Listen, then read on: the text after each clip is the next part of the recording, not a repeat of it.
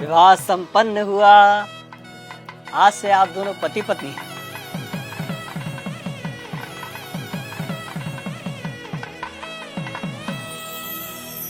भाई साहब, पंडित जी को भी दक्षिणा देके निपटाओ बस। हाँ हाँ जीजा जी, याद है मुझे। पंडित जी, आपकी दक्षिणा। यजमान, मात्र 1100 रुपए दक्षिणा। अरे तो इतना हैरान क्या हो रहे हैं पंडित जी? जो रेट चल रहा है वही तो दिया है। दक्षिणा रेट से नहीं, सामर्थ्य के अनुसार दी जाती है यजमान। अरे तो क्या पूरी गड्डी पकड़ा दें आपको? अरे श्रीमान, मैंने ऐसा कब कहा? मैं तो बस ये कह रहा हूँ कि आप लोगों ने विवाह इतनी धूमधाम से किया है और दक्षिणा इतनी कम। देखिए पंडित जी, कम हो या ज्यादा, हमें जो देना था हमने दे दिया। अब बाकी बात आप लड़की वालों से करिए भाई। कैसी बातें कर रहे हो भाई साहब? हमारे यहाँ पंडित जी को दक्षिणा लड़के वाले ही देते हैं। अरे पापा, 2100 दे के बात खत्म करो ना। ठीक है ठीक है। भाई साहब पगला रहे हो क्या? किस बात के 2100? 1100 काफी है, उससे 1 रुपया ज्यादा मत दो। अरे जीजा जी, आप पंडित जी को देख नहीं रहे हो क्या? कैसे शुभ काम को अशुभ बनाने में लगे हुए हैं। अब दक्षिणा को भी इन्होंने भिक्षा बना के रख दिया है। बस यजमान बस, ये आपकी दक्षिणा लीजिए, रखिए इसे। लेकिन एक बात मैं आपको बता दूं, बिना दक्षिणा के कोई भी यज्ञ संपन्न नहीं हो सकता, क्योंकि दक्षिणा यज्ञ की पत्नी होती है और सामर्थ्य होने के बावजूद दक्षिणा ना देने वाले व्यक्ति को गौ हत्या के समान पाप लगता है।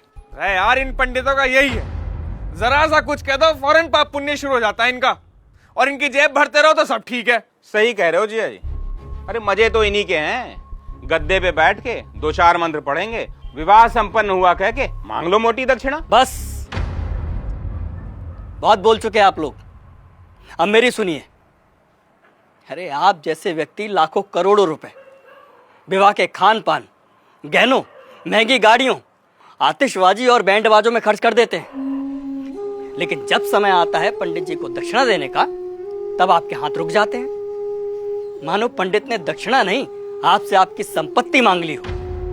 एक बात बताइए, यदि किसी विवाह में पंडित ना हो, फेरे और बाकी कर्मकांड ना कराए जाए, तो इन 56 भोगों, नाच गाने और शराब पी के हुड़दंग मचाने से विवाह संपन्न हो जाएगा? नहीं होगा, क्योंकि विवाह में इन सब का कोई महत्व नहीं होता।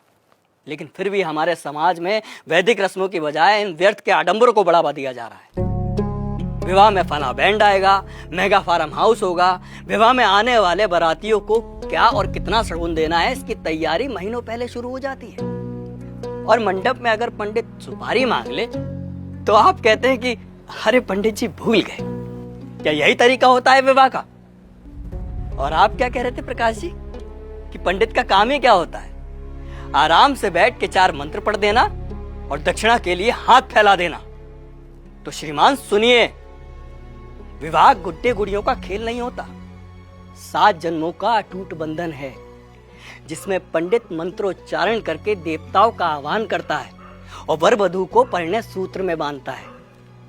इसलिए पंडित और उनके द्वारा किए गए कार्यों की कुछ तो मर्यादा रखिए। उन्हें दक्षिणा भीख समझकर नहीं, आपको जीवन की सबसे बड़ी खुशी देने के लिए दीजिए। पापा, कब होगी विदाई? वो बाहर BMW वाला नखरे दिखा रहा है, कह रहा 2 घंटे लेट हो गए, 50,000 रुपए मांग रहा है।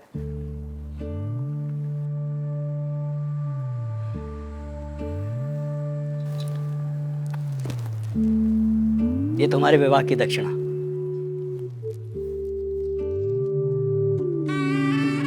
खुश रहो। पंडित जी, पंडित जी, पंडित जी